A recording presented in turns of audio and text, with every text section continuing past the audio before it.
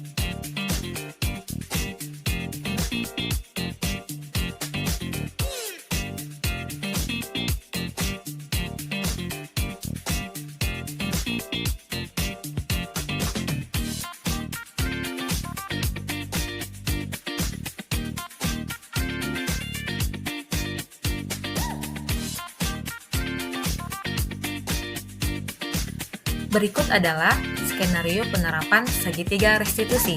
Kasus 1. Pada hari Sabtu, Nelsenta tidak mengikuti kegiatan pramuka yang merupakan ekstrakurikuler wajib di sekolah.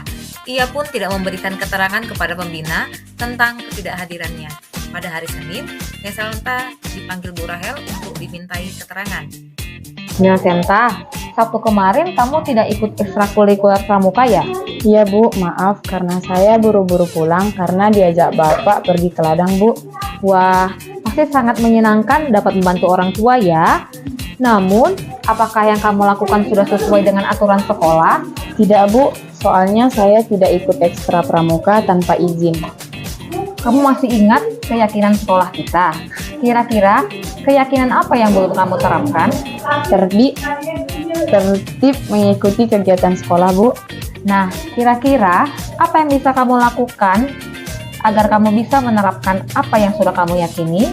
Saya bisa minta izin kepada pembina pramuka Bu. Mungkin ada yang lain?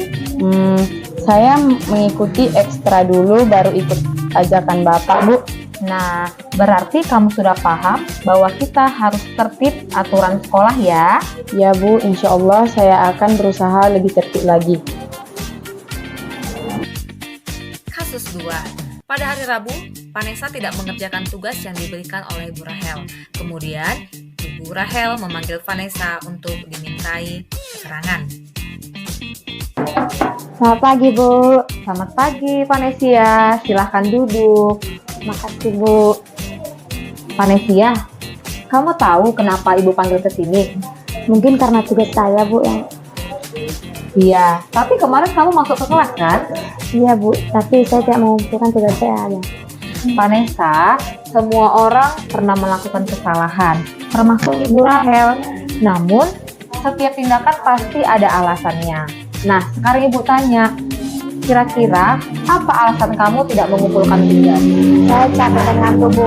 Soalnya malamnya scroll TikTok sampai jam 12 malam, Bu. Sehingga sampai di sekolah saya ngantuk, Bu. Kamu masih ingat keyakinan kelas kita? Masih, Bu. Kalau kamu masih ingat, kira-kira apa yang kamu lakukan itu sesuai dengan keyakinan kelas kita atau tidak? Belum, Bu. Belum. Nah, keyakinan kelas mana yang kamu ingkari, Nak? Saya bertanggung jawab, Bu. Iya, ternyata kamu tahu dan kamu paham keyakinan kelas mana yang kamu ingkari. Lalu, apa kamu punya solusi untuk masalah ini? Iya, Bu. Pertama, saya minta maaf karena tidak mengumpulkan tugas saya. Kedua, saya tidak akan tidur lagi di kelas. Ketiga, saya akan mengumpulkan tugas saya besok. Baik, Bu Rahel apresiasi tanggung jawab kamu. Dan sekarang kamu boleh kembali istirahat. Terima kasih, Bu Rahel. Sama-sama. Terima kasih.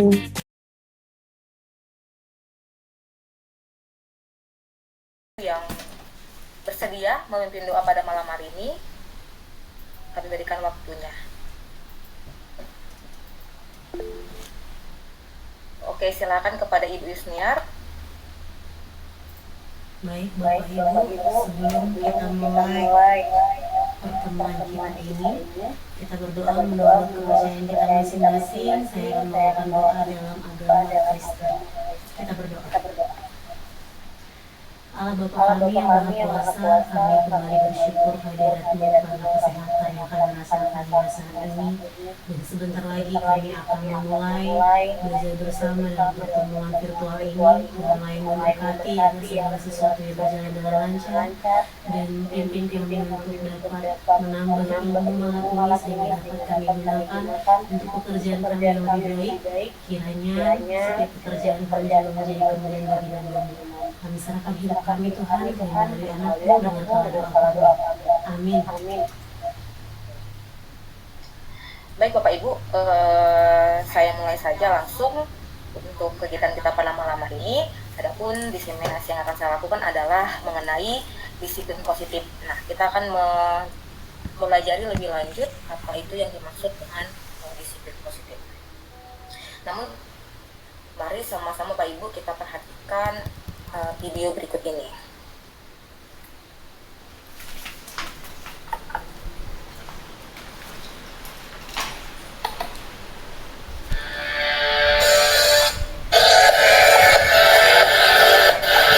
Izin Bapak Ibu, apakah suaranya terdengar? Terdengar, Bu. Baik.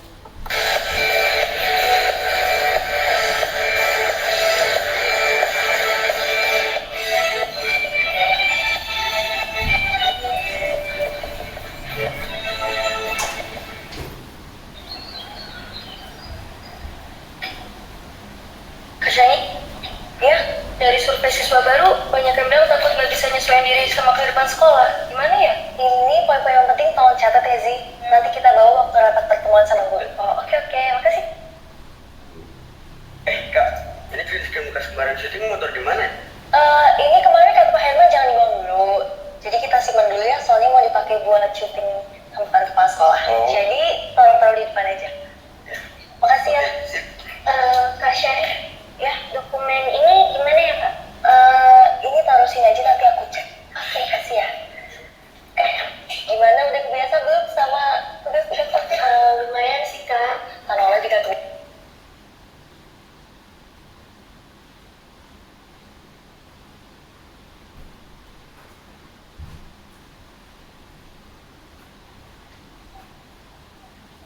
Izin Bu Rahel, gak ada suaranya. Aku boleh minta tolong nggak? Maaf sebentar lagi ya. Aku mau selesai ini dulu. Oke. Ben. San, kabel-kabel kemarin sudah beres kan ya? Sorry aku mau kelas soalnya jam pertama ada ulangan. Oke.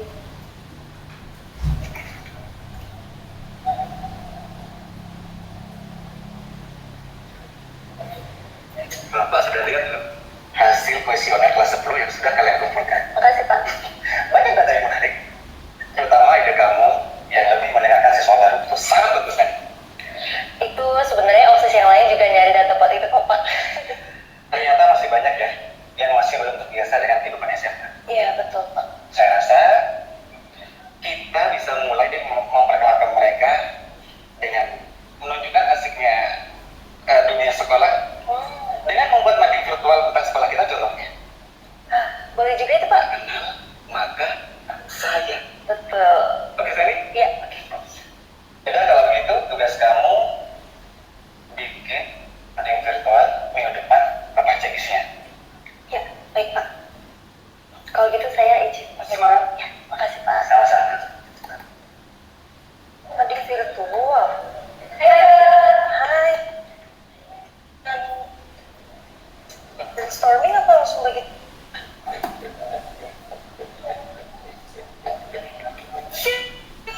Akhirnya ketemu juga. Bahasa tiga yang waktu itu dong. Kasih ya. Ya udah, mau matematika? Iya. Mau di kelas? Iya boleh. Yuk.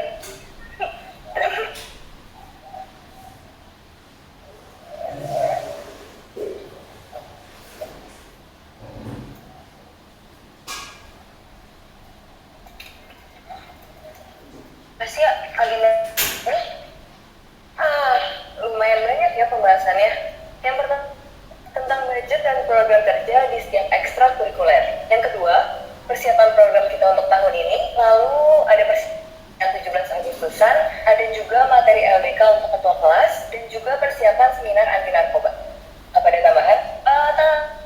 Aku ada tentang keluhan parkir sepeda sama motor katanya nyampur. Oh, oke. Itu perlu diselesaikan ya. Bulan depan kan ada pameran pendidikan tuh. Itu kayaknya harus kita persiapin dari sekarang sih. Ya. Oke. Shani, ada tambahan?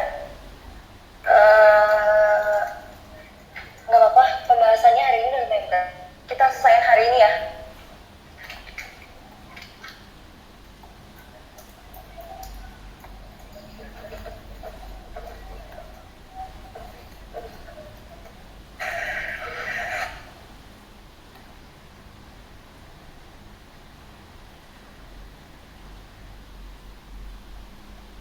Rapat Senin, Bu.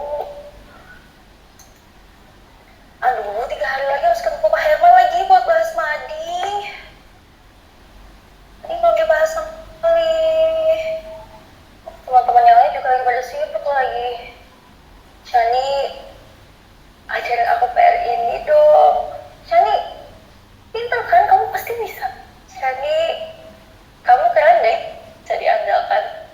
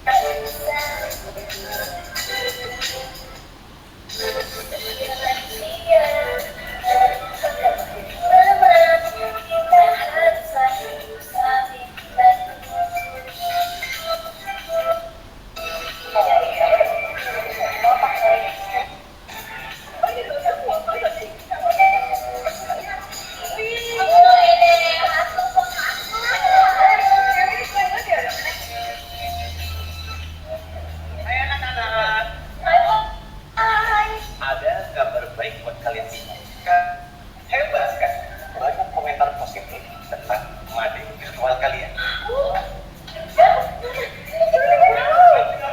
Selanjutnya, tuh kan, banyak komentarnya.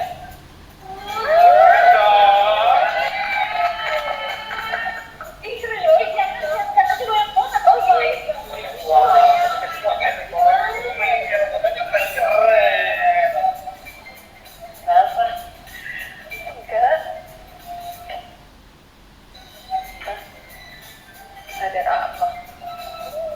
Bahwa kerjasama itu menyenangkan.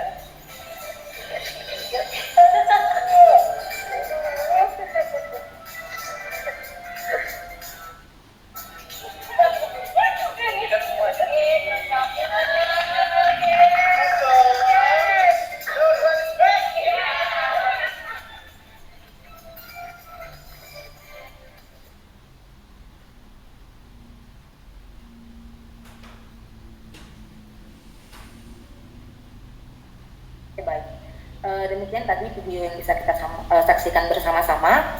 Nah, sekarang saya mengajak Bapak Ibu untuk masuk dalam sesi diskusi yang pertama. Nah, untuk pertanyaan pertama, menurut Bapak Ibu, apa hal baik yang sudah ada dalam video tersebut tetapi belum kita temukan di sekolah kita? Mungkin kepada Bapak Ibu yang berada dalam virtual, boleh saling berbagi. Waktu dan tempat kami persilahkan.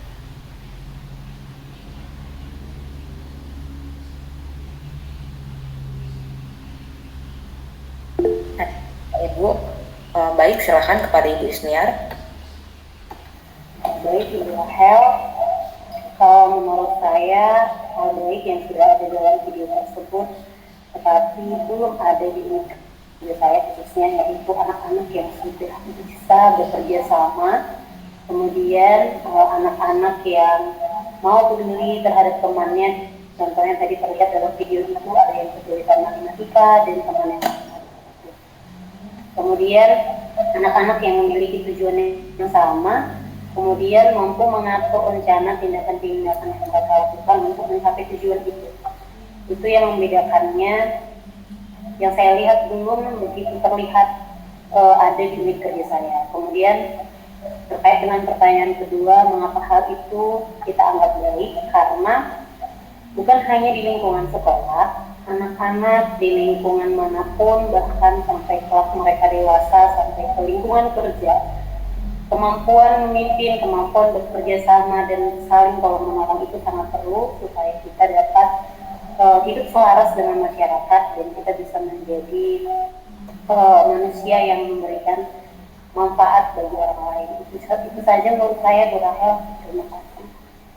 Baik, tanggapan yang luar biasa dari Ibu Yusniar, terima kasih.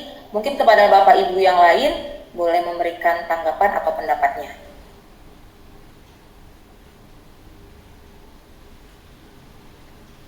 Adakah Bapak Ibu?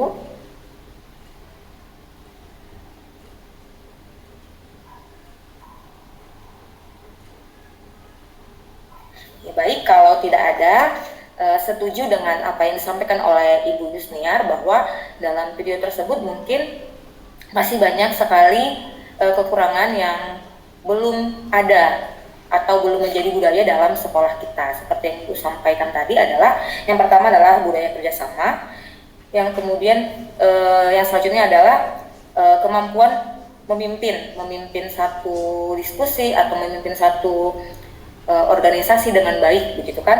Nah, selanjutnya adalah budaya tolong menolong yang dimiliki para siswa dalam video tersebut.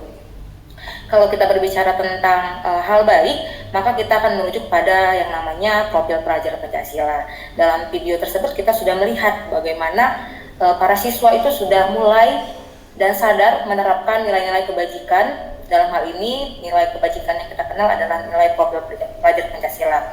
Dan saya sendiri melihat dalam video tersebut, siswa-siswi dalam menyelesaikan masalah mereka sudah bertindak kreatif. Artinya dalam melakukan suatu kegiatan mereka sudah melakukan inovasi yang baik, yang mungkin kalau kita sebagai guru kita tidak bisa melakukannya, tapi mereka di usia mereka dengan digitalisasi saat ini mereka sudah mengarah kepada kreativitas dalam hal digital, begitu ya. Nah, selanjutnya Bapak Ibu, kita akan mengenal apa itu budaya positif. Nah, kalau kita berbicara tentang budaya positif, maka akan ada dua kata dalam kalimat budaya positif. Yang pertama adalah budaya. Budaya itu adalah berarti yang dilakukan secara berulang-ulang. Itu kan. Kemudian positif berarti sesuatu yang baik yang dalam satu lingkungan masyarakat atau lingkungan belajar gitu. Nah, sehingga budaya positif itu sendiri adalah kondisi di mana terciptanya lingkungan, kebiasaan-kebiasaan dan segala keadaan di dalamnya yang dapat membuat siswa merasa aman dan dapat mengembangkan potensinya secara optimal. Artinya, budaya positif ini akan menunjang kesuksesan pembelajaran, begitu Bapak Ibu. Kemudian, dalam menciptakan suatu budaya positif dalam lingkungan pembelajaran, kita akan mengenal ada 7 topik atau 7 hal pada malam hari ini. Yang pertama adalah tentang perubahan paradigma belajar. Yang kedua tentang disiplin positif. Kemudian motivasi perilaku manusia. Yang keempat kebutuhan dasar. Yang kelima posisi kontrol. Yang keenam keyakinan kelas. Dan 7 institusi. Nah, untuk yang pertama, perubahan paradigma belajar. Mungkin sering mengenal istilah stimulus respons. Nah, kalau kita berbicara tentang stimulus respons, kita akan tahu bahwa itu adalah suatu proses di mana ketika ada tanggapan karena adanya suatu rangsangan gitu ya. Jadi rangsangan tersebut jika diulang-ulang akan mendapatkan yang benar secara terus-menerus, akhirnya akan muncul suatu kebiasaan dan tertentu. Itu jadi ketika kita ada guru yang sering memberikan hadiah atau reward ketika para siswa itu berhasil mendapatkan sesuatu atau memecahkan suatu masalah, maka adalah memberikan hadiah. Nah, ketika guru memberikan hadiah, iming-iming untuk mendapatkan suatu hadiah, maka respon siswa akan semangat untuk menyelesaikan satu masalah atau bagaimana caranya mereka untuk mendapatkan hadiah tersebut. Kemudian kita selanjutnya mengenal yang namanya teori kontrol. Nah, semua perilaku manusia itu memiliki tujuan atau alasan, bahkan terhadap perilaku yang kayak jadi. Ketika kita mencari tahu tujuan atau alasan berperilaku, maka kita akan dapat memberikan tindakan yang benar terhadap sesuatu. Kemudian kita berbicara tentang disiplin positif. Nah, disiplin positif ini adalah ketika dikatakan disiplin, maka disiplin itu adalah berhubungan dengan peraturan ya Bapak Ibu. Kita sering mendengar disiplin itu ada. Tapi kalau kita berbicara tentang seseorang yang memiliki disiplin, maka seseorang itu dapat dikatakan bisa bertanggung jawab terhadap apa yang dilakukannya. Dan biasanya disiplin ini akan mengarah kepada atau mendasar kepada yang berlandaskan nilai-nilai kebaikan. Dan disiplin positif ini dapat menumbuhkan motivasi intrinsik atau motivasi dari dalam diri seorang siswa.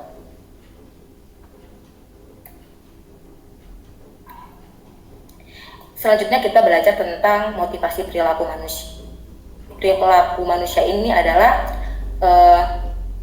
dasar ketika seseorang melakukan sesuatu atau melakukan suatu tindak. Jadi kalau kita pun sendiri sebagai seorang guru untuk melakukan sesuatu, misalnya kita ingin agar siswa kita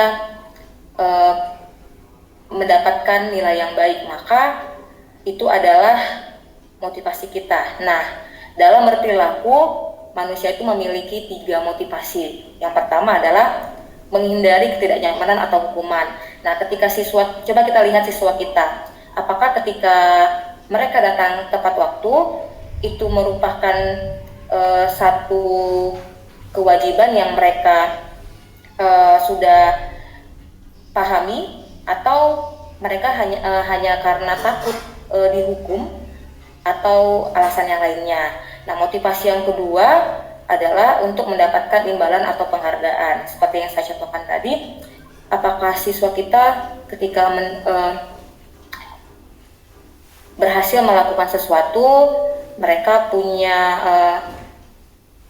dasar supaya mendapat imbalan atau penghargaan. Kemudian yang ketiga adalah untuk menjadi orang yang mereka inginkan dengan nilai-nilai yang mereka percayai. Nah, ini merupakan motivasi yang paling baik dari antara motivasi perilaku yang lainnya.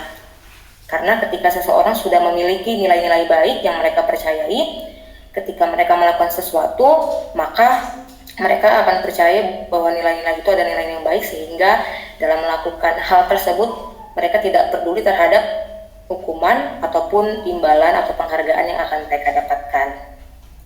Jadi motivasi perilaku manusia ini sangat penting untuk kita ketahui sebagai seorang guru. Selanjutnya ada kebutuhan dasar manusia. Nah, dalam hidup manusia itu memiliki 5 kebutuhan dasar, gitu ya. Yang pertama adalah kebutuhan bertahan hidup. Nah, kebutuhan bertahan hidup ini meliputi kebutuhan pokok akan kesehatan, makanan, pakaian, rumah, dan sebagainya. Yang kedua, kebutuhan akan kasih sayang. Kebutuhan akan kasih sayang ini meliputi kebutuhan relasi sosial, menerima dan memberi perhatian atau diterima orang lain. Dan yang ketiga, kebutuhan dasar manusia akan penguasaan atau kekuasaan.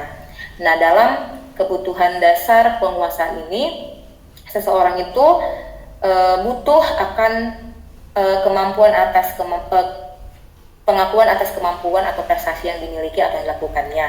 Kemudian ingin dihormati dan dianggap berharga, itu adalah kebutuhan dasar kekuasaan. Yang keempat adalah kebutuhan dasar manusia akan kebebasan. Nah, kebutuhan akan kebebasan ini adalah kebutuhan yang meliputi kebutuhan untuk tidak diatur, ingin mandiri, ingin bebas, dan ingin mencoba banyak hal. Kemudian yang kelima adalah kebutuhan akan kesenangan. Nah, kebutuhan akan kesenangan ini meliputi kebutuhan tawa, bermain, melakukan hobi, dan melucu. Nah, ketika kita masukkan ke dalam sebuah kasus, jadi ketika ada kasus seorang siswa bernama Andi, kita sebut saja Andi, ia merampas makanan temannya begitu. Nah, ketika ditanya kenapa ia merampas makanan temannya, kan bahwa ia lapar. Nah, ketika ia menyatakan bahwa ia merampas makanan milik temannya karena lapar, maka itu dia sedang memenuhi kebutuhan dasar bertahan hidup. Nah, kemudian ketika ditanya lagi dengan kasus yang lain, kenapa ia merampas makanan temannya, dan ia berkata atau dia menjawab dia senang ketika temannya memperhatikan dia. Nah, ketika temannya memperhatikan dia, maka dia sudah membuat keributan hingga akhirnya guru memanggil orang tuanya.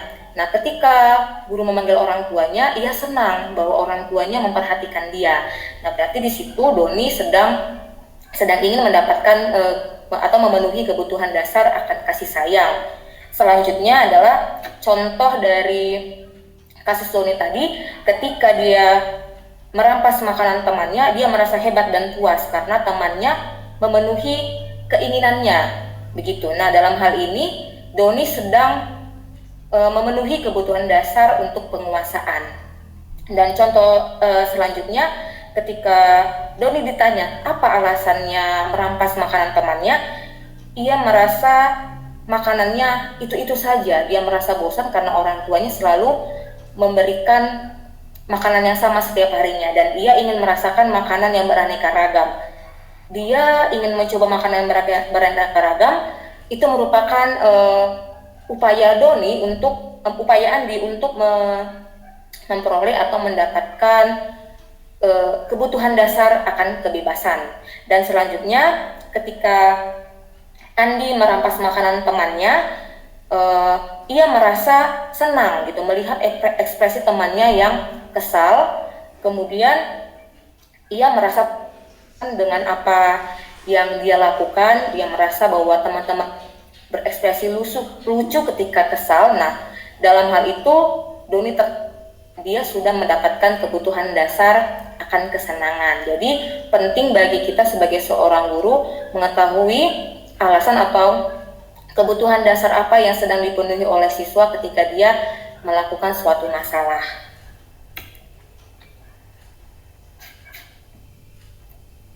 Dan selanjutnya kita 5 posisi kontrol.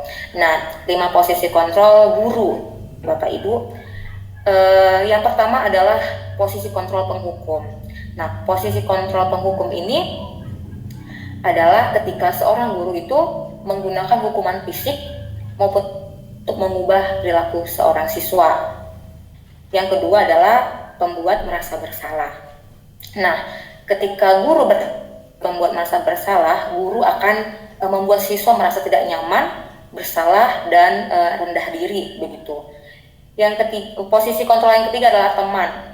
Nah, posisi kontrol guru sebagai teman ini adalah ketika kita seorang guru menggunakan hubungan baik dan humor untuk mempengaruhi siswa begitu. Yang keempat adalah posisi pemantau. Nah, posisi pemantau ini dilakukan seorang guru ketika guru itu dalam menghadapi masalah siswa. Dan yang kelima adalah manajer. Manajer ini adalah ketika seorang guru mengarahkan siswa menyadari kesalahan, menemukan solusi, dan bertanggung jawab terhadap dirinya. Tentu saja Bapak Ibu dari kelima posisi kontrol ini yang paling baik dan yang harus kita lakukan adalah sebagai manajer, begitu ya. Nah, mari kita lihat contoh kasus 5 posisi kontrol guru. Yang pertama, terlambat lagi, pasti terlambat lagi. Selalu datang terlambat. Kapan bisa datang tepat waktu? Sekarang keliling lapangan 10 kali. Nah, dalam hal ini, ketika kita bertindak seperti itu, maka kita sudah menjadi seorang penghukum. Begitu Bapak Ibu. Yang kedua, kamu kenapa ya senang sekali mengecewakan ibu? Ibu benar-benar kecewa sekali. Nah, dalam hal ini, Bapak Ibu sudah menjadi posisi kontrol pembuat rasa bersalah. Dan 3 adalah, adik ayolah bagaimana, kemarin kamu sudah janji ke Bapak, bukan? Kenapa terlambat lagi? Sambil tertawa ringan. Ya sudah, tidak apa-apa, duduk dulu sana, nanti Pak Guru bantu kamu ini. Nah, ketika seorang guru bersikap seperti ini terhadap siswa, maka guru tersebut sudah bertindak sebagai teman dalam menyelesaikan masalah siswa. Selanjutnya, Adi, tahukah kamu jam berapa kita mulai? Nah, ini Bapak Ibu sebagai seorang pemantau. Begitunya. Nah, yang terakhir, ya jadi kamu terlambat. Kira-kira bagaimana kamu akan memperbaiki masalah ini? Nah, ini adalah contoh ketika seorang guru bertindak sebagai posisi manajer. Mungkin sampai saat ini Bapak Ibu bisa dimengerti ya. Kita lanjutkan saja kepada keyakinan kelas.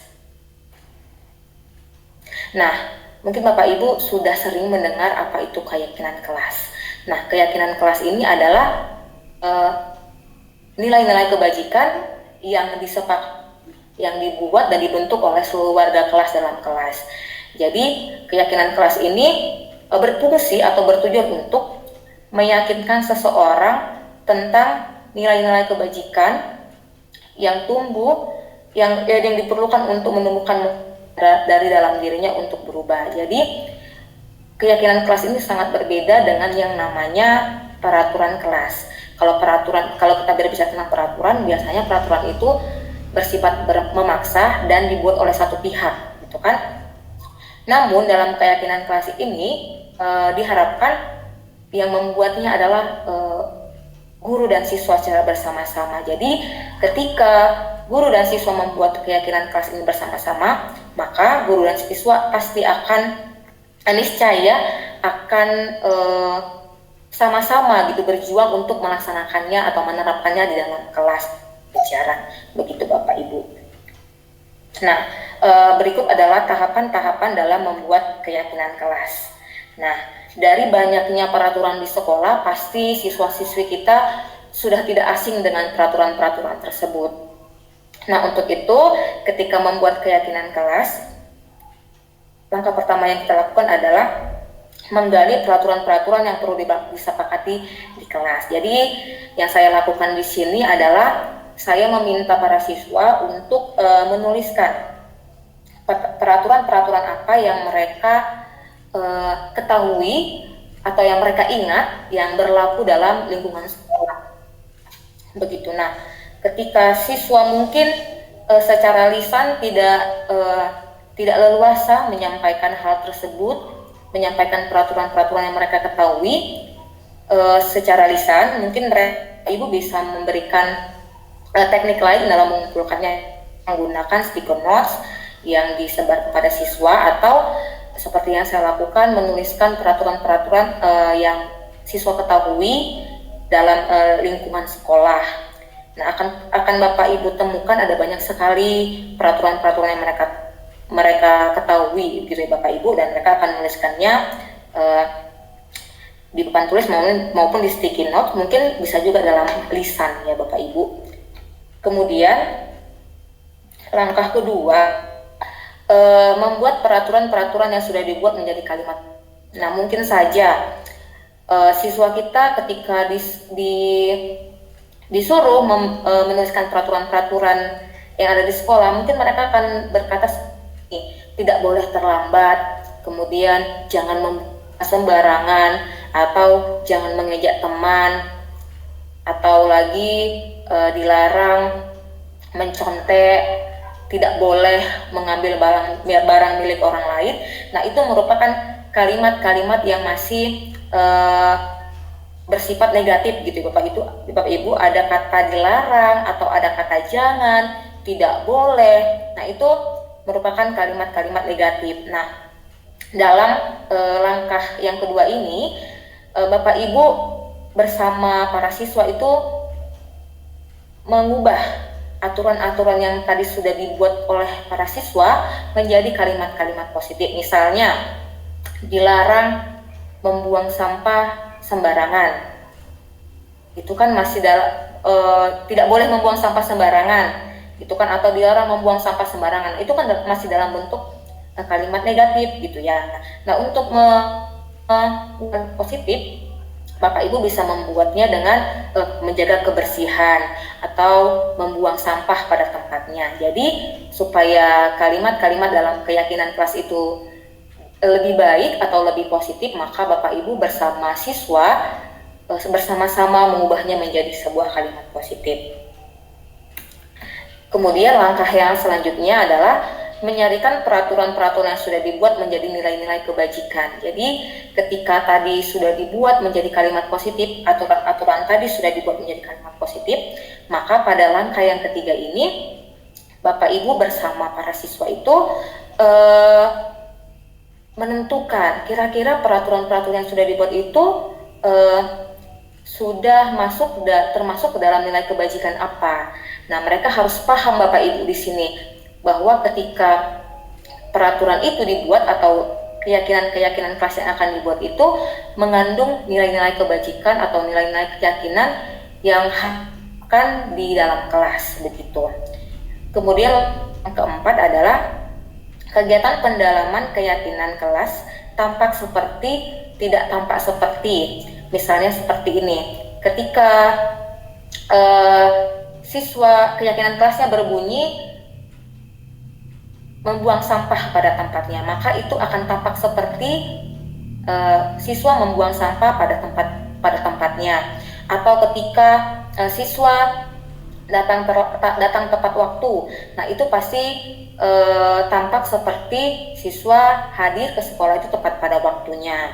Nah, Bapak Ibu bersama siswa dalam hal ini harus benar-benar menekankan keyakinan kelas ini, karena seringkali para siswa lupa dengan keyakinan kelas yang mereka buat, atau mereka seringkali tidak meyakini nilai-nilai tersebut karena mereka belum paham apa tujuan keyakinan kelas ini dibuat. Jadi diharapkan Bapak Ibu pada fase ini, menguatkan para siswa dengan baik. Kemudian langkah yang kelima adalah kegiatan pendalaman keyakinan kelas, tugas saya dan tugas kamu. Jadi dalam keyakinan kelas ini bukan hanya siswa yang menjalankannya, tapi seluruh warga kelas, termasuk guru. Nah, contoh ketika ada bunyi keyakinan kelas datang tepat waktu, maka itu bukan hanya tugas siswa. Guru pun memiliki tanggung jawab untuk datang tepat waktu. Atau misalnya ketika menjalankan tugas tepat pada waktunya, maka itu kan hanya menjadi tugas atau tanggung jawab siswa. Jadi pada bagian ini kita harus meyakinkan para siswa bahwa untuk menciptakan pembelajaran atau menciptakan budaya positif perlu kerjasama antara seluruh warga kelas dan warga sekolah, sehingga mereka memiliki beban, memiliki tanggung jawab, dan akhirnya dalam pelaksanaannya sehari-hari mereka merasa memiliki tugas atau memiliki peran yang sangat kuat untuk menciptakan pembelajaran atau budaya positif di sekolah. Nah, setelah mereka merangkai pada bagian ini keyakinan kelas, jadi dalam hal ini saya menyuruh siswa untuk mereka sendiri yang menghias atau secara kreatif mungkin mereka Bapak Ibu memodifikasi keyakinan kelas yang akan mereka tempel di kelas. Dan di bagian akhir saya memberikan kepada siswa kesempatan untuk mereka mencantumkan nama mereka di bawah, supaya itu menjadi pertanda bahwa keyakinan kelas ini dibuat secara bersama-sama. Nah, selanjutnya segitiga restitusi. Nah, segitiga restitusi ini adalah upaya yang dilakukan guru untuk semakin memperkuat karakter siswa. Jadi ketika siswa bermasalah, mereka cenderung akan menjadi seorang yang gagal. Jadi sehingga kita sebagai seorang guru, kita harus melakukan 3 langkah restitusi. Yang pertama adalah menstabilkan identitas. Nah, pada langkah ini, pada fase menstabilkan identitas, guru itu harus berusaha untuk mengubah identitas siswa atau anak itu dari orang yang gagal karena melakukan kesalahan menjadi orang yang sukses. Yang kedua adalah validasi tindakan yang salah. Nah, dalam validasi tindakan yang salah ini, guru menanyakan alasan atau tujuan seorang siswa melakukan kesalahan.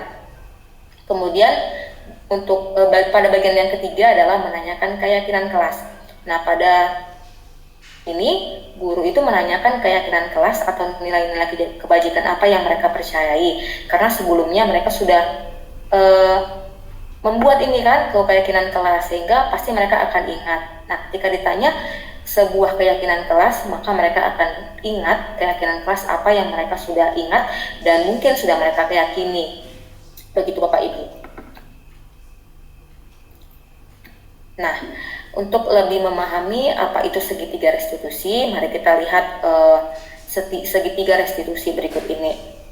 Yang pertama adalah menstabilkan identitas. Jadi ketika dalam fase atau dalam bagian menstabilkan identitas, guru perlu menyatakan kepada siswa atau berkata kepada siswa kalimat setiap orang pasti kesalahan, atau kamu bukan satu-satunya orang yang pernah melakukan.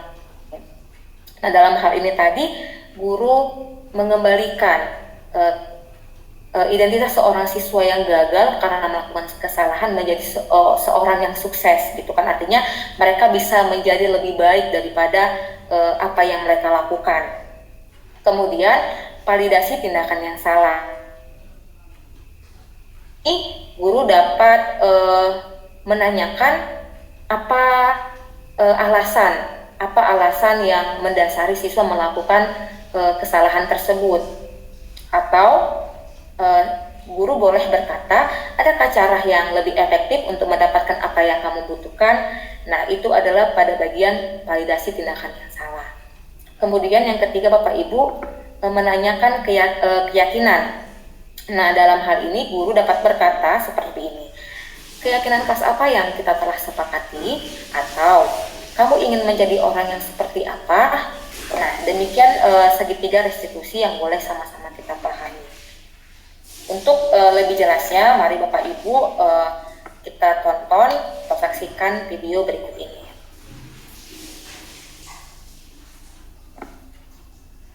Berikut adalah skenario penerapan segitiga restitusi. Kasus 1. Pada hari Sabtu, Nelsenta tidak mengikuti kegiatan pramuka yang merupakan ekstrakurikuler wajib di sekolah.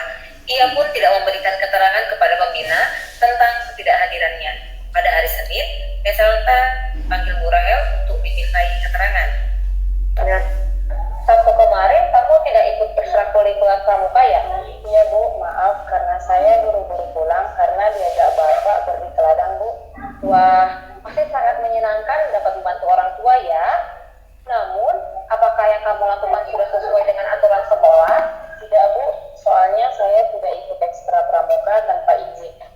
Kamu masih ingat keyakinan sekolah kita? Kira-kira keyakinan apa yang Bu kamu terapkan? Mengikuti kegiatan sekolah Bu. Nah, kira-kira apa yang bisa kamu lakukan agar kamu bisa menerapkan apa yang sudah kamu yakini? Saya bisa minta izin kepada pembina pramuka Bu. Mungkin ada yang lain? Saya ikuti ekstra dulu baru ikut ajakan Bapak Bu. Nah, berarti kamu sudah paham bahwa kita harus tertib aturan sekolah ya? Ya Bu, insya Allah saya akan berusaha lebih tertib lagi. Kasus 2. Pada hari Rabu, Vanessa tidak mengerjakan tugas yang diberikan oleh Ibu Rahel. Kemudian, Ibu Rahel memanggil Vanessa untuk dimintai keterangan. Selamat pagi Bu. Selamat pagi Vanessa, silahkan duduk. Makasih Bu. Vanessa, kamu tahu kenapa Ibu panggil ke sini? Mungkin karena tugas saya Bu. Iya, tapi kemarin kamu masuk ke kelas kan? Iya Bu, kan tugas saya. Vanessa, semua orang pernah melakukan kesalahan, termasuk Ibu Rahel. Namun, setiap tindakan pasti ada alasannya. Nah, sekarang Ibu tanya, kira-kira apa alasan kamu tidak mengumpulkan tugas? Saya capek dengan Bu, soalnya malamnya scroll TikTok sampai jam 12 malam Bu, sehingga sampai di sekolah saya ngantuk Bu. Kamu masih ingat keyakinan kelas kita? Kalau kamu masih ingat, kira-kira apa yang kamu lakukan itu sesuai dengan keyakinan kelas kita atau tidak? Belum Bu. Belum. Nah, keyakinan kelas mana yang kamu ingkari nak? Saya bertanggung jawab Bu. Iya. Ternyata kamu tahu dan kamu paham keyakinan kelas mana yang kamu ingkari. Lalu, apa kamu punya solusi untuk masalah ini? Iya Bu. Pertama, saya minta maaf karena tidak mengumpulkan tugas saya. Kedua, saya tidak akan tidur lagi di kelas.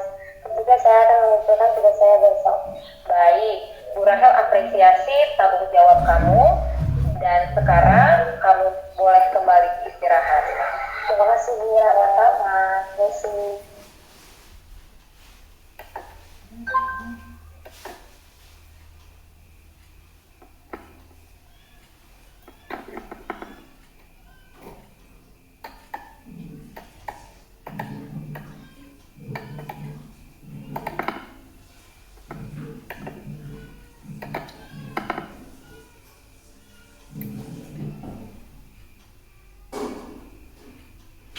Baik Bapak Ibu, demikian tadi kita sudah menanyakan bagaimana pelaksanaan atau penerapan segitiga restitusi yang terapkan di sekolah. Mungkin Bapak Ibu merasa selama ini ada banyak hal yang mungkin mempengaruhi Bapak Ibu menjadi seorang penghukum gitu kan. Nah, saya sendiri secara sadar dan menurut pengalaman saya selama ini masih menggunakan posisi kontrol teman ataupun sebagai pemantau gitu Bapak Ibu. Jadi ketika saya menjadi seorang teman, saya berusaha agar siswa tersebut bisa nyaman ketika sharing dengan saya, sehingga terkadang saya menjadi kebablasan begitu kan, sehingga siswa kurang meyakini kurang menerapkan keyakinan kelas yang sudah disepakati. Atau ketika sebagai seorang pemantau, saya hanya memberikan kepada siswa, menyadarkan siswa apa yang mereka sudah lakukan, dan kemudian memberitahukan konsekuensi atau hukuman atau akibat dari apa yang mereka lakukan. Nah, mungkin dari sini Bapak Ibu kita bisa merefleksikan diri sebagai seorang guru, kita sebaiknya lah menggunakan posisi kontrol sebagai seorang manajer, karena sebagai seorang manajer kita akan bisa mengarahkan siswa menyadari kesalahan mereka, dan kemudian kita suruh mereka untuk mencari solusi akan masalah atau permasalahan yang mereka lakukan. Kemudian ketika mereka sudah menemukan solusi atas permasalahan lakukan, mereka akan menyadari bahwa hal tersebut merupakan tanggung jawab mereka. Nah, ketika tanggung jawab tadi sudah muncul, maka siswa sudah mandiri dalam hal meyakini keyakinan kelas yang sudah dibuat bersama-sama. Mungkin dalam pemaparan saya tadi dari ke-7 poin yang sudah sama-sama kita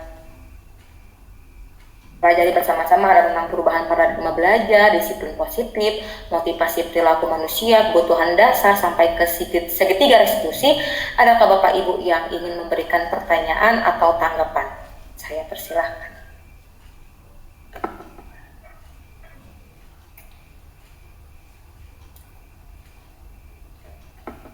Adakah Bapak Ibu?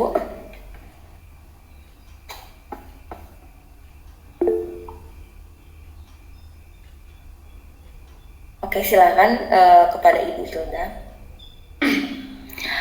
Terima kasih Bu Rahel, selamat malam. Ini di sekolah saya, di kelas saya ya Bu Rahel,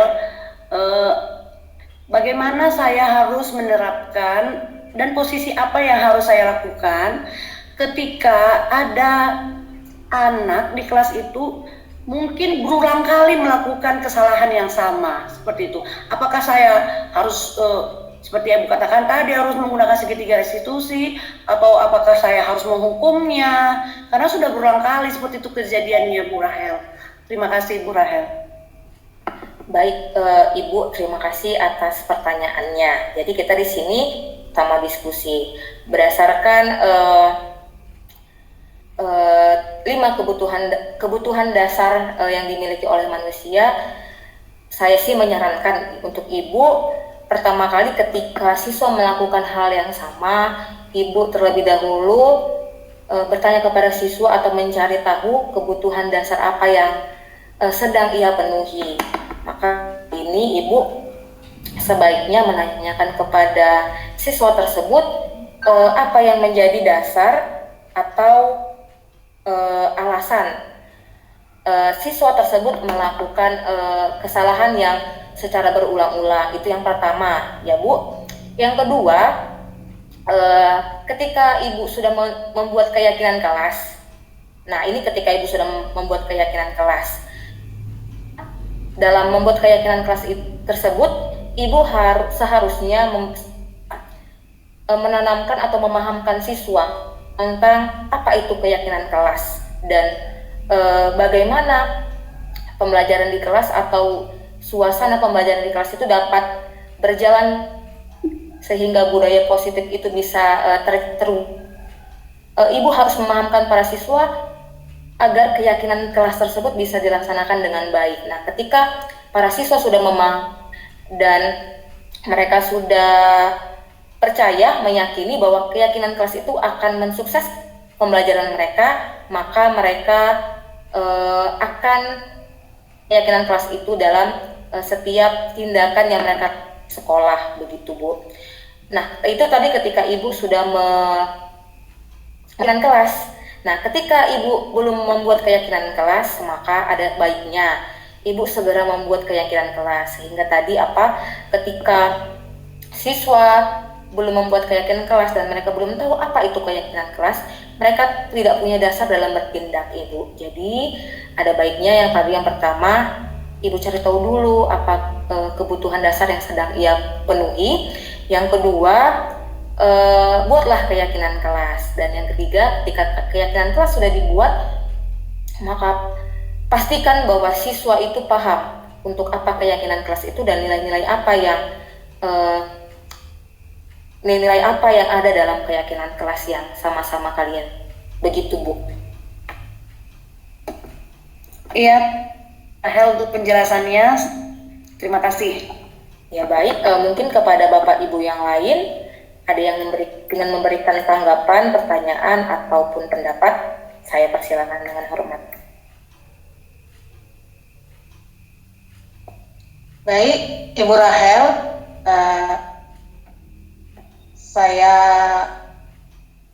artinya presentasi yang Ibu lakukan malam hari ini cukup baik ya. Masih dalam topik yang sama, yaitu tentang budaya positif ya. Jadi ada beberapa hal yang tadi sudah Ibu paparkan tentang budaya positif, yaitu mulai dari perubahan paradigma sampai ke segitiga restitusi ya. Saya di sini hanya memberikan sedikit tanggapan atau masukan ya kan. Ibu Rahel ini saat ini sedang menjalani pelatihan dalam CGP ini. Tentu ada program CGP yang harus dilaksanakan ya. Salah satunya adalah presentasi dan diskusi seperti ini. Saya di sini ingin memberikan tanggapan.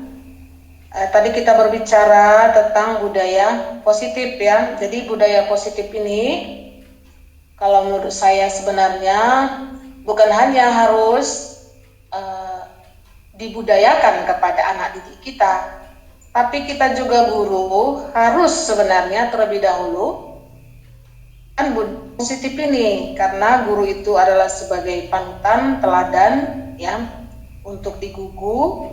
Maka kita sebagai guru juga ya harus membiasakan ya, memudayakan sikap positif, perilaku positif maupun tutur kata yang positif ya. Jadi tadi sudah beberapa contoh yang Ibu Rahel kemukakan ya, baik dalam video ataupun dalam kasus-kasusnya tadi ya, kasus diskusinya tadi sudah sangat baik ya. Jadi dari video yang saya lihat tadi, video yang pertama tadi itu budaya positif tentang kerjasama ya, kerjasama, kemudian ada motivasi juga, kemudian kita lihat di sana bahwa tadi Ibu bertanya hal apa, budaya positif apa yang belum ada di sekolah kita ya kan. Di sekolah kita sebenarnya kalau budaya positif misalnya seperti kerjasama sudah ada, cuma tapi mungkin belum maksimal ya, belum maksimal. Jadi kita lihat anak-anak kita, apalagi dalam hal yang baik ya, dalam hal yang baik misalnya untuk belajar, mungkin kerjasamanya itu masih kurang, apalagi membuat inovasi, bekerja sama membuat inovasi ya, itu memang mungkin kurang, masih harus tetap dipandu oleh Bapak Ibu guru di sekolah kita. Berikutnya tadi ada yaitu tentang segitiga restitusi, yaitu waktu Ibu Rahel itu sedang menyelesaikan kasus dari siswa kita sendiri ya. Itu sangat baik sekali ya. Jadi kita memperlakukan anak didik kita atau siswa-siswi kita sekalian dengan melihat kebutuhan dasarnya, itu bagus sekali ya. Jadi kita memahami siapa dia ya. Tentu kita sebagai guru juga ya ingin anak kita ini merasa nyaman ketika dia pun harusnya tahu bahwa dia bersalah gitu ya. Jadi kita tetap memberikan cinta kasih ya, memberikan kebebasan dalam berpendapat ya. Bahkan dalam hal yang salah sekalipun. Tadi pertanyaan Ibu Hilda, bagaimana kalau hal itu terjadi berulang-ulang ya. Namanya juga kita ingin membudayakan ya. Membudayakan itu dalam hal ini bukan sekali dua kali, tidak, mungkin harus berkali-kali, mungkin harus memakan tahun-tahun, ya. Itu artinya kita menanam sesuatu yang sifatnya nanti akan seperti sebuah pembiasaan, ya. Sama juga dengan kita mungkin, ya, memudayakan budaya-budaya positif ini juga bukan hal yang sebentar gitu, ya. Artinya begini, kita misalkan, ya, kamu harus tertib, ya, tertiblah di kelas, gitu. Kerjakanlah PR.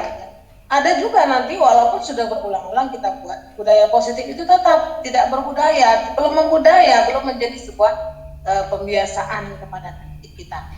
Jadi untuk ini tentu ini semua tugas kita. Tadi seperti Bu Rahel bilang, kita ini adalah manajer, ya, memanage dari anak didik kita supaya terjadilah perubahan paradigma tadi, ya, menjadi budaya yang positif, ya. Jadi saya di sini hanya ini yang bisa menambahkan atau menanggapi dari presentasi Ibu Rahel, ya. Terima kasih. Terima kasih kepada Ibu Kepala Sekolah atas tanggapannya yang luar biasa. Nah, kita masuk pada sisi diskusi 2. Jadi pertanyaan yang saya buat di sini adalah, jadi apa yang perlu kita ubah di sekolah agar tercipta budaya positif? Maka untuk menjadi sebuah budaya positif pasti memerlukan waktu yang lama dan butuh kesabaran dan kerja keras dari Bapak Ibu guru di sekolah, gitu kan. Namun mungkin Bapak yang lain boleh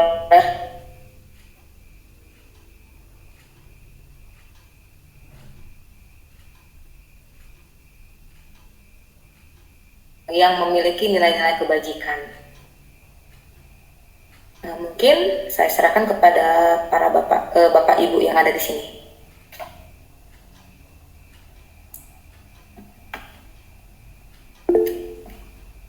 Silakan kepada Ibu Isniar. Terima kasih Ibu Rahel.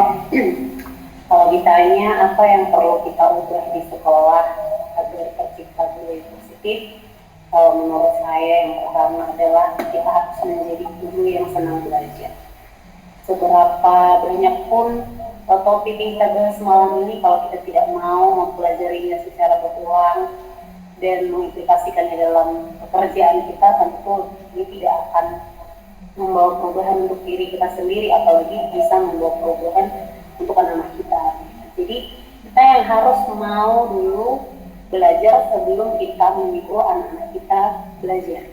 Kita juga harus mau terus mengevaluasi diri supaya kita tahu memperbaiki setiap kekurangan-kekurangan kita. Jadi materi-materi baru yang Ibu Rahel sampaikan hari ini bisa kita terapkan di sekolah kita. Dan terkait dengan budaya positif, selain senang belajar tentunya yang pertama tadi Ibu Rahel menjelaskan bahwa kita harus mengubah paradigma belajar itu. Ternyata belajar itu bukan lagi teori stimulus responnya, bukan lagi kita harus memberikan hadiah atau hukuman secara berulang kepada siswa supaya mereka belajar, tetapi kita hendaknya mengubah dari teori stimulus respon itu menjadi teori kontrol, ya Bu Rahel. Bahwasanya setiap manusia termasuk anak-anak kita di sekolah melakukan segala sesuatu yang baik atau yang buruk itu memiliki maksud tertentu. Jadi kita harus mampu melihat apa maksud anak berbuat demikian. Kemudian berkaitan juga dengan kebutuhan dasar manusia. Setelah kita berhasil mengubah paradigma belajar, kita juga hendaknya mengetahui kebutuhan apa yang sedang dipenuhi siswa. Dengan kebutuhan-kebutuhan ini, kalau kita sudah bisa mengidentifikasi, menentukan oh anak ini sedang memenuhi kebutuhan ini, berarti kita sebagai guru dapat memberikan tindakan yang tepat. Kita tidak lagi memberikan satu tindakan untuk semua masalah yang dihadapi siswa, tetapi kita sesuaikan dengan kebutuhan apa yang sedang dipenuhi anak tersebut. Kemudian yang menarik saya lihat juga dari paparan Ibu Rahel untuk menciptakan budaya positif di sekolah kita adalah dalam menghadapi siswa kita patutnya menggunakan segitiga restitusi, yaitu mengerahkan siswa supaya mereka terbuka diskusi dengan kita tentang masalah yang mereka hadapi. Mereka tidak tertekan lagi takut dihukum, dan dalam tindakan itu kita yang akan menyadarkan siswa tentang kesalahan yang ia perbuat, menemukan solusi dari permasalahan-permasalahan itu, supaya ditemukan perubahan perilaku yang membuat mereka berubah bukan dalam jangka waktu pendek, tapi perubahan perilaku itu terlihat untuk jangka waktu yang panjang. Saya rasa itu aja Bu Rahel dari saya. Terima kasih.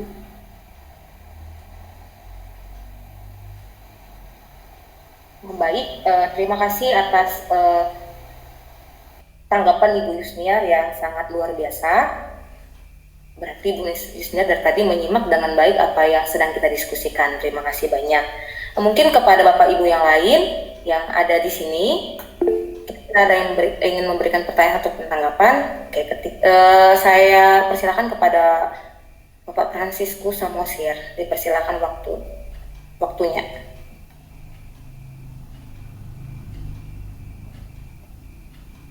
Halo, ya, pendengaran. Selamat malam Bapak Ibu hebat. Selamat malam Pak. Oke, nanti saya akan berikan tanggapan, tapi saya ingin bertanya dulu pada Ibu Rahel, guru hebat yang ada di SMP Kabanjahe ya. Saya ingin bertanya Bu, berbagi pengalaman itu kan baik, kita berbagi dulu. Bagaimana pengalaman Ibu saat melakukan segitiga restitusi? Mungkin bisa pengalaman Ibu kami terapkan di sekolah kami. Terima kasih Bu. Nanti saya akan berikan tanggapannya Bu ya. Baik Pak, terima kasih atas pertanyaannya. Nah di sini saya ingin berbagi pengalaman. Mungkin Bapak Ibu yang lain pun sudah pernah mengalami hal yang sama. Jadi memang segitiga restitusi ini adalah sesuatu yang masih baru saya tahu begitu ya Bapak Ibu. Nah saya merasa penerapan segitiga restitusi ini adalah sangat sulit gitu. Kenapa? Karena saya sendiri sudah sangat lama dengan kebiasaan-kebiasaan yang lama, yaitu mungkin menanyakan alasan siswa bertindak atau melakukan kesalahan, tapi belum sampai kepada menanyakan keyakinan apa yang mereka miliki. Karena yang tadi pertama saya belum membuat keyakinan kelas gitu kan. Jadi segitiga restitusi ini dimulai adalah yang pertama kali membuat keyakinan kelas di kelas kita masing-masing.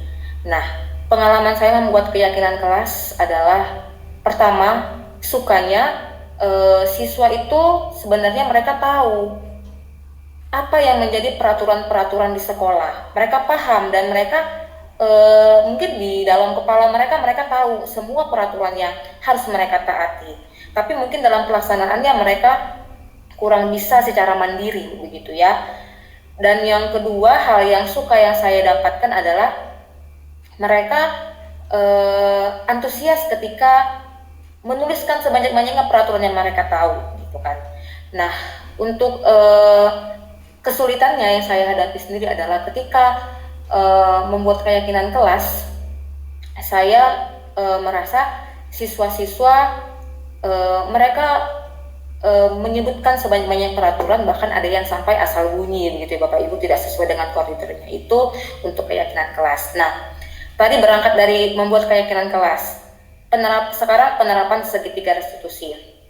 Tentu saja penerapan segitiga restitusi ini tidak semudah yang dibayangkan, karena bisa saja contohnya ketika saya punya pengalaman siswa tidak mengaku gitu ya, tidak mengaku mengambil sesuatu gitu kan. Dia mungkin mencuri barang temannya atau dia mengambil barang temannya tanpa izin. Dia tidak mengaku dengan apa ya Bapak Ibu, dengan cepat begitu kan. Jadi ketika saya bertanya alasannya, dia tidak menyangkal terus apa yang ibu saya tidak mengambil itu, atau ibu saya tidak melakukan itu gitu kan. Nah, kesulitan yang saya alami adalah ketika mencari tahu, menggali apa alasan atau dasar siswa mengambil atau melakukan tindakan yang salah tersebut. Nah, tapi pengalaman saya pernah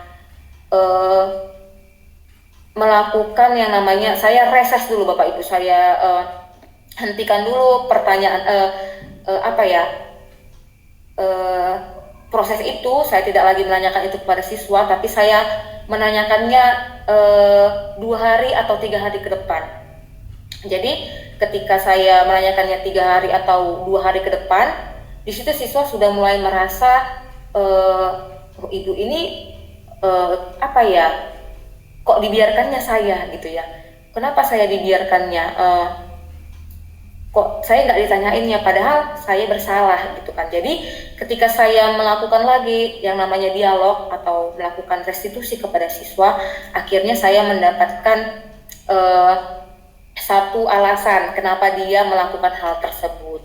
Nah, itu yang menjadi pengalaman saya. Jadi saya memberi jeda gitu ya, memberi jeda beberapa hari. Kemudian saya memvalidasi tindakan siswa tersebut bahwa itu adalah salah, dan bukan saya yang memvalidasi, malah siswa tersebut sendiri yang akhirnya menyampaikan bahwa itu adalah hal yang salah. Kemudian saya menanyakan keyakinan kelas apa yang sudah dia pahami dan dia miliki, yang dia tahu, sehingga akhirnya dia dapat mencari solusi dan mempertanggungjawabkan apa yang menjadi kesalahannya. Begitu Pak.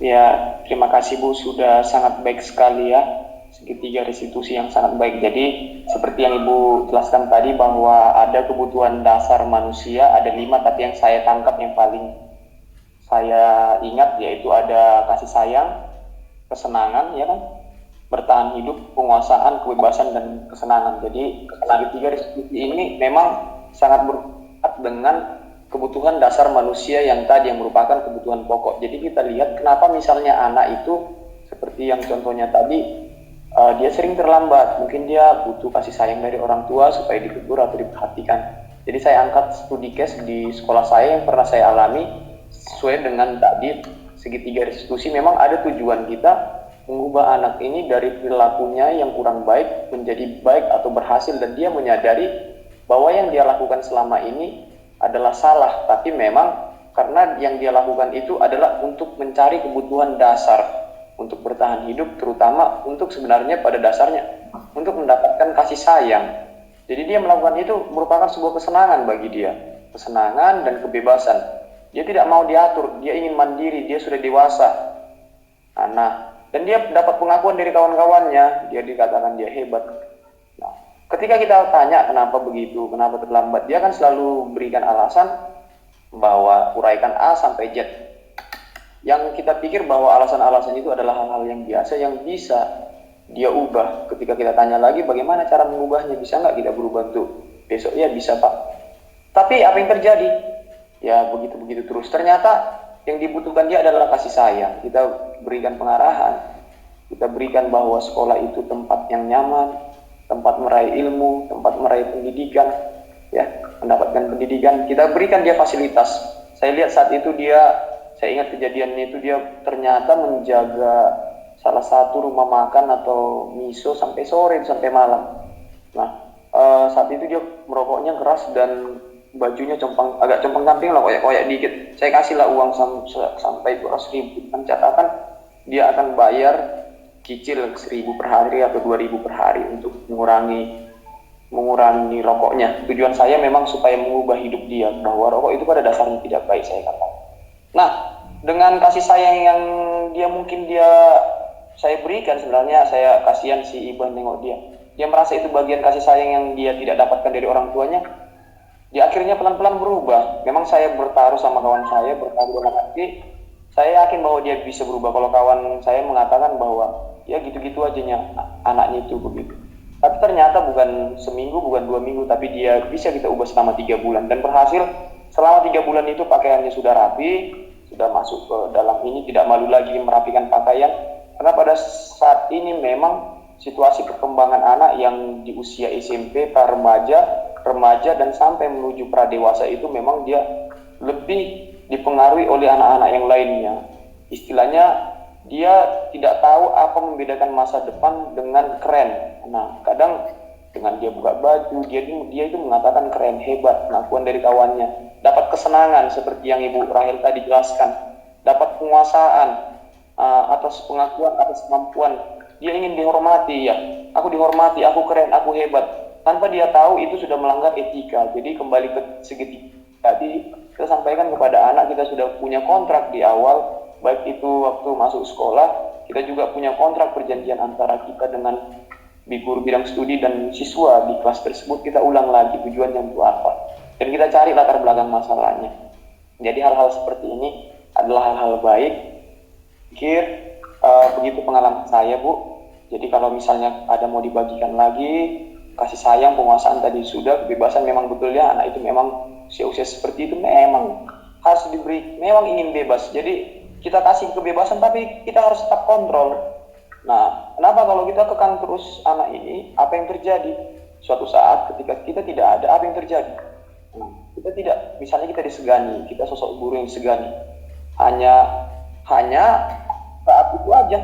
Ketika kita tidak ada, ya apa yang terjadi? Dia akan melakukan tindakan yang semaunya, yang sendiri. Dia tidak tahu apa lagi itu dan norma yang harus dia pegang teguh. Nilai-nilai positif hukum-hukum tidak tahu lagi, dia merasa sendiri gitu loh. Nah, itu yang perlu memang kita kasih kebebasan, sama halnya seperti anak kecil. Anak kecil itu untuk tahu dia rasa pahit, memang kita harus kasih minuman obat. Setelah itu dia tahu pahit. Kalau kita tidak ajarkan dia itu pahit, ya mungkin bagaimana dia akan tahu itu rasanya pahit. Ya, saya pernah dengar cerita seorang petua di kampung saya dalam mengajarkan anak untuk kesabaran dan juga untuk mengerti rasa sakit. Jadi dia biarkan anak dia itu memegang pisau. Anak itu mulai ingin tahu apa guna pisau ini. Dia potong di tangan dia, sedikit berdarah. Nah, dibiarin. Saya heran, kenapa dibiarkan, Pung? Diam kali, Pung, gitu. Biar dia tahu itu sakit. Biar dia tahu. Dan secara ada itu respon stimulus otak akan mengingat itu sampai kapanpun. Dan mudah-mudahan setelah itu dia akan secara sadar maupun tidak sadar dia akan ingat itu adalah kesalahan dan tidak akan mengulang kembali.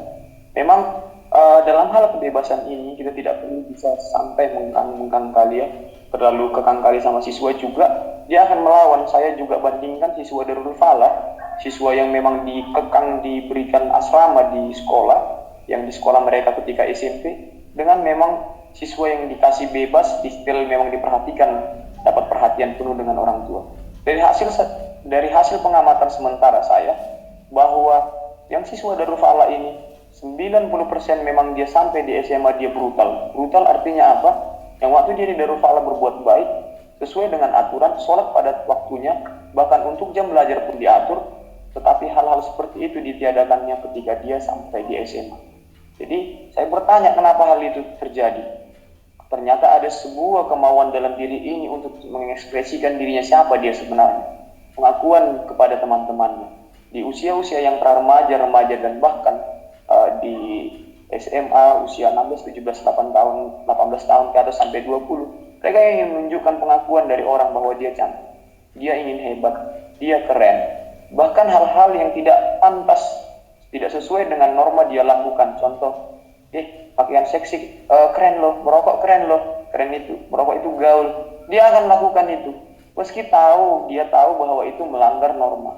Dia tahu bahwa melakukan perbuatan yang tidak baik itu adalah hal-hal yang tidak senonoh. Kita tahu bahwa penelitian membuktikan sekarang ya, pergaulan bebas itu lebih di angka 80%. Hal ini menunjukkan, membuktikan kepada kita senang tidak senang, suka tidak suka, bahwa memang seperti itulah kebebasan anak itu. Kenapa hal itu terjadi? Mungkin selama ini kita mengekang pendidikan, kita anggap itu hal yang tabu. Tidak bagus dibicarakan kepada anak. Tapi apa yang terjadi? Mereka akan melakukan, mencari rasa ingin tahunya semampu dia. Yang terjadi apa? Dia rasa ingin tahunya itu mencari kepada orang yang salah. Dia sembunyi-sembunyi dan ingin mencoba. Ketika mencoba, apa yang terjadi? Dia terjerumus yang disebut dengan jurang kehancuran. Misalnya terjatuh ke dalam narkoba, free sex, dan yang lain-lainnya. Nah, inilah peran guru yang seperti yang Ibu Rahel tadi sampaikan. Saya sangat senang ya, untuk bertahan hidup itu dia punya kebutuhan pokok ya, kebutuhan dasar manusia. Di situ nanti dia sadar bahwa ketika dia kembali, ketika dia titik nol, dia akan menyadarinya. Tapi kita tidak tahu sampai kapan dia memang titik nol. Ya, memang betul kasih sayang, tapi begini Bu Rahel yang ingin memang saya pikirkan, bahwa kita sebagai guru ini kan kita memegang lebih dari tergantung rombelnya ya, mungkin kayak saya 14 kelas ya, mungkin ada guru sampai 9, jadi 270 anak. Sebenarnya yang paling utama dan terutama itu kan Bu Rahel kan orang tua. Kadang juga orang tua tidak paham dan tidak peduli kepada anaknya. Hal yang paling mendasar yang saya ingin sampaikan kepada orang tua adalah bantu anaknya dalam mengontrol memegang handphone. Ini hal-hal yang sangat urgent bagi saya pribadi, yang ingin saya tuntaskan terutama di sekolah saya. Bahwa anak kecanduan handphone, dia tidak bisa memegang handphone kalau lebih dari 20 menit sepertinya tangannya sakit begitu. Apakah karena memang orang tua kurang kasih sayang jadi sehingga dia mendapatkan kasih sayang dari handphone, dari kawannya, atau mendapatkan kesenangan dari TikTok atau dari yang lain yang merupakan kebutuhan dasar manusia yang tidak bisa kita pungkiri. Bahkan kebebasan dia bisa mengekspresikan dirinya di dunia-dunia digital ini, di era 4.0 saat ini. Nah, itu menjadi sebuah tantangan untuk memang kita guru-guru saat ini. Dan memang kita sadari bahwa tidak banyak orang tua, bahkan anak kecil yang umur 1 tahun, 2 tahun, untuk membuat anak ini senang supaya dia diam, apa yang dilakukan orang tua? Tidak ada lagi orang tua, atau jarang kita temukan orang tua mengontrol anaknya untuk bermain handphone. Nah, ayo berhenti bermain handphone begitu. Ada jam-jamnya seperti itu. Saya pikir itu adalah orang tua yang hebat ya. Nah, semua itu kita tidak salahkan dan tidak kita benarkan. Jadi sebagai kita guru, kita juga segitiga yang Ibu Rahel sampaikan tadi, kebutuhan dasar manusia ini kita sudah tahu, terkait lagi masalah-masalah anak yang lainnya yang memang kita sebagai guru yang harus digugu dan ditiru, tapi bukan hanya itu saja, tetapi kita juga ingin mengubah anak dari sesuatu yang tidak baik dan menjadikan dia berhasil. Nah, hal-hal seperti itu yang penting, yang memang harus ditiru dari guru-guru hebat seperti Ibu Rahel dan ibu-ibu guru yang lainnya di sini tadi. Penjelasan Bu Yusniar juga bagus, dan Bu Hilda ya. Saya sangat senang dan sangat berterima kasih berbagi pengalaman itu. Akan memperkaya pengalaman saya pribadi, walaupun saya tidak pernah mengalami dan menjalani apa yang Ibu Guru sampaikan di setiap daerah. Daerah ini kita tidak bisa samakan karakteristiknya. Misal saya dulu mengajar di Medan, saya juga pernah mengajar di Jakarta. Saya jelaskan A, dia di sini saya menjelaskan A sampai Z, A pun tidak tahu. Ributnya bukan main. Kita jelaskan tolong diam, karena diam itu baik, menghargai norma, tolong begini, malah bertumbuh di depan kelas. Jadi memang generasi Gen Z ini atau generasi 4.0 ini memang nggak tahu ya apa sama saja atau meraba, saya kurang paham. Tapi saya yakin bahwa ini punya pengaruh, ada pengaruh orang tua terhadap kecerdasan anak, ada pengaruh orang tua terhadap norma-norma yang ditanamkan kepada anak. Orang keluarga adalah, saya pikir, pendidikan utama dan terutama. Kita sebagai, saya pikir nomor 2 ya, saya pikir sekolah itu nomor 2. Tapi kalau kita dicintai sama semua siswa juga, menjadi sosok yang dikagumi, yang memberikan waktu, membagi waktu kita kepada semua, saya pikir itu hal-hal yang sangat rumit yang kita kerjakan. Di sisi lain juga kita punya kebutuhan dasar yang harus kita bagi, karena kita ini kan punya keterbatasan. Kadang karena capeknya kita menjadi urus atau bahkan bertindak tidak adil. Misalnya kepada siswa yang memang prioritaskan utama atau yang lain itu yang kita prioritaskan. Kenapa? Karena kita punya keterbatasan yang memang harus kita selesaikan, baik itu dilema dengan diri sendiri, karena kebutuhan dasar ini bukan hanya kepada siswa juga, tapi juga kepada kita sebagai manusia. Kita butuh bertahan hidup, kasih sayang, penguasaan kebebasan, dan kesenangan. Kita butuh uang juga ya, kita butuh kasih sayang, kita harus cari kasih sayang. Pasti kita butuh kasih sayang. Misal Bu Rahel kan, di tengah kesibukan kita super keren di sekolah, tapi kita di dalam hati kecil kita butuh kasih sayang. Kita perlu teman curhat, kita perlu bercerita, kita perlu membagikan pikiran kita. Karena kalau kita tidak bagikan pikiran kita, apa yang terjadi? Bisa jadi kita gila, kita hanya jadi pusat tampungan. Orang menampung seperti saya bayang di Laut Merah ya.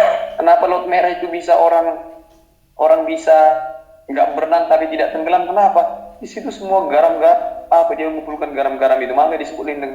Tapi tidak ada yang menghadirkan. Kita seolah-olah kuat. tidak ada yang kuat, saya pikir tidak ada yang kuat karena kita manusia kan. Akhirnya apa yang terjadi, kita bisa meledak ya kan, viral juga ya kan, ya Bu Rahel ya, kita bisa meledak. Lu kesah orang anak-anak ini, orang tua, gila banyak banget.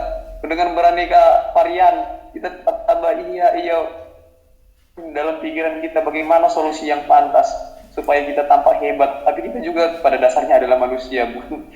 Pada akhirnya kita mati kan. Ketika kita bertemu dengan orang yang kita butuhkan, bisa jadi kita marah-marah kan, kita butuh kasih sayang atau apa. Ya udah gila kawan nih pikirnya. Tapi ya seperti itu, hebat kita harus bertahan, kita banyak saling mendukung. Kita saling bekerja sama-sama guru, saling berbagi. Saya senang ya berbagi dengan ibu guru hebat di sini, terutama Bu Yusnia, Bu Hilda, apalagi Bu Rahel ya, membagi pengalaman yang hebat-hebat. Mungkin kalau ada kurang lebih yang saya sampaikan ya, kita bisa berbagi, mana tahu ini sangat bermanfaat ya. Jadi saya luangkan waktu saya 1 jam, tapi saya seperti berbicara dengan 5 profesor, sangat menambah ilmu pengetahuan ya. Jadi tidak sia-sia saya datang dalam ini diskusi yang super hebat ini.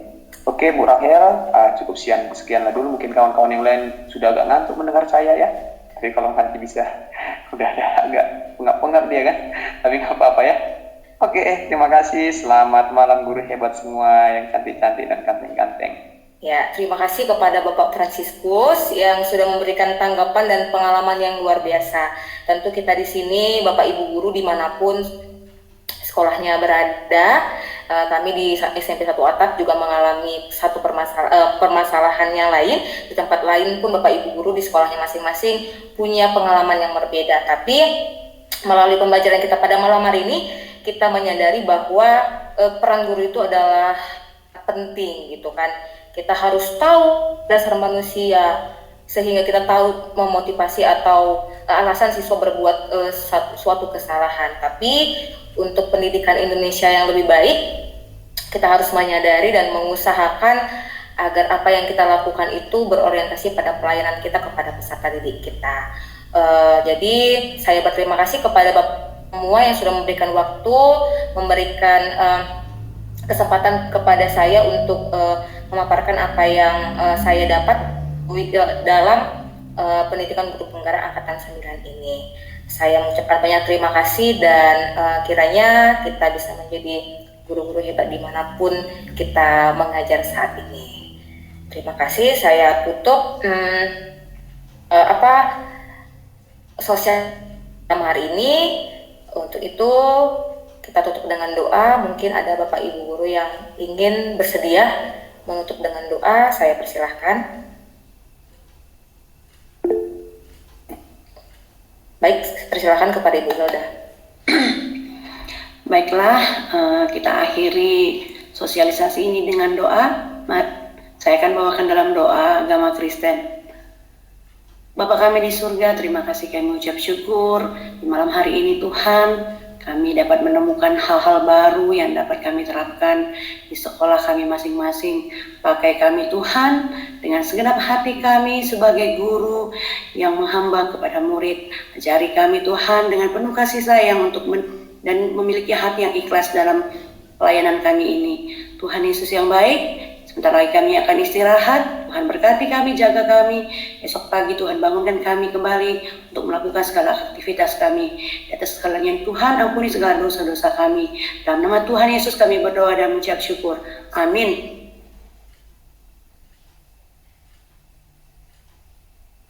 Oke, baik. Terima kasih Bapak Ibu atas waktu.